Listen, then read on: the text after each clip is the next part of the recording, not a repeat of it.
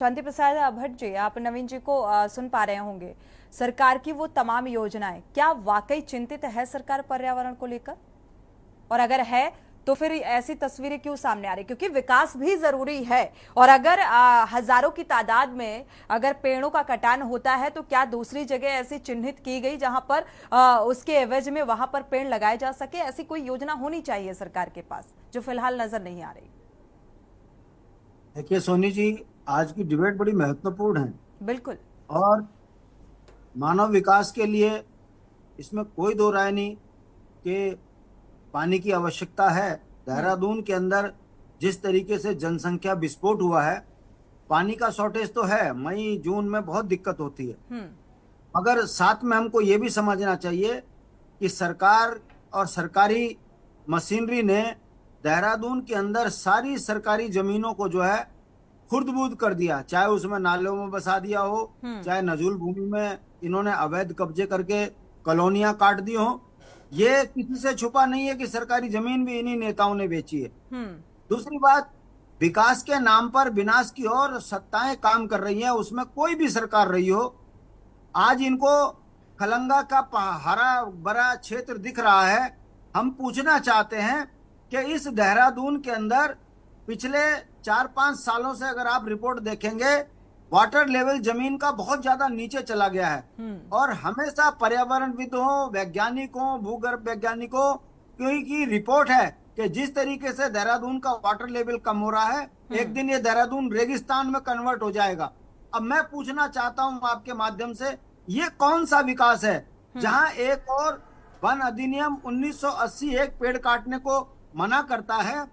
High court चिंता जता रहा है कि गौला के अंदर 4000 पेड़ काट दोगे तो जिस तरीके से वनाग्नि बढ़ रही है, गर्मी बढ़ रही है, ये मानव जाति के लिए बहुत बड़ा खतरा है। और आज आप देख लीजिए कि देहरादून के अंदर एक छोटा सा एरिया, थोड़ा सा ग्रीन है, और वहां पर इन सरकार की गलत निगाह पड़ गई, या पेड़ काटने के लिए चले गए, पर्यावरण सड़कों पर उतरकर उसका विरोध कर रहे हैं। हमारा ये कहना है कि सोनी जी, आने वाले समय में पानी और शुद्ध हवा के लिए युद्ध होना है।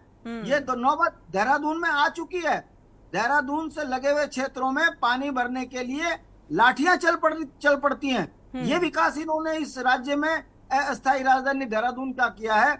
और यदि पर्यावरण को अनदेखा कर विकास को आधार बनाकर अनियंत्रित विकास होगा तो निश्चित रूप से मानव जाति के लिए बहुत बड़ा खतरा होगा। पर्यावरणविदों की जो चिंता है वो न सिर्फ उत्तराखंड की चिंता है, ये पूरी मानव जाति के लिए चिंता है, पूरे ब्रह्मांड की चिंता है और पूरे भारत की चिंता है। मगर दुख की बात यह है, ये जो सरकारें हैं, ये सरकारें ना तो भूगर्भ वैज्ञानिकों की बात मानती, ना पर्यावरणविद की बात मानती।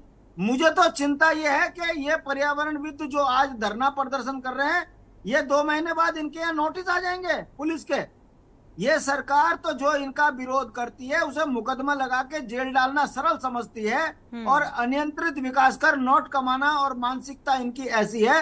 ये उसी का परिणाम है कि देहरादून के अंदर हो, हल्द्वानी के अंदर हो, पौड़ी के अंदर हो, हर किसी एक क्षेत्र में भी सरकार सफल नहीं है।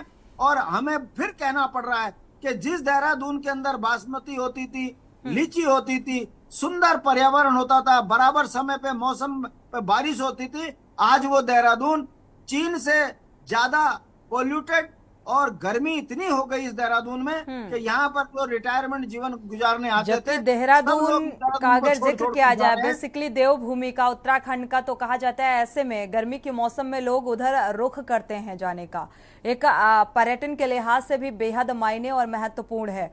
और अगर ऐसी स्थिति है अभी, तो आने वाले समय में क्या कुछ स्थिति होगी उसका अंदाजा लगाना भी थोड़ा सा मुश्किल हो रहा है। हमारे साथ कांग्रेस प्रवक्ता जुड़े हुए हैं, शिषपाल सिंह जी। शिषपाल जी, आपकी भी प्रतिक्रिया बेहद मायने रखती है, क्योंकि आप पर्यावरण को लेकर काफी चिंता, विपक्ष भी जाहिर कर रहा है, समर्थन करते हुए नजर आ रहा है जिस तरीके से पर्यावरणविद प्रदर्शन कर